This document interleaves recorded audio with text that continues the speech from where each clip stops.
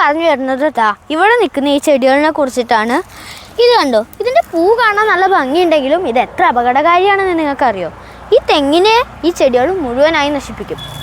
ഇതിങ്ങനെ ഒരു ചെറിയൊരു വള്ളി എവിടെന്നെങ്കിലും വരികയാണെങ്കിൽ അപ്പം തന്നെ ഇതിവിടെ ഇങ്ങനെ പടർന്ന് പന്തലിച്ച് ബാക്കിയുള്ള സസ്യങ്ങളെയൊന്നും വളരാൻ സമ്മതിക്കില്ല. ഇതിനോട് പൂച്ചെടി എന്നൊക്കെ പറയും, പക്ഷെ ഇതിൻ്റെ യഥാർത്ഥ പേര് സ്പാഗ്നറ്റിക്കോള ട്രിബറ്റ എന്നാണ്. ഇത് കണ്ടോ, ഒരു പാടം മുഴുവൻ ഒരു സസ്യം കാരണം നശിച്ചു പോകുന്ന ഒരു അവസ്ഥയാണ് ഉണ്ടായിരിക്കുന്നത്.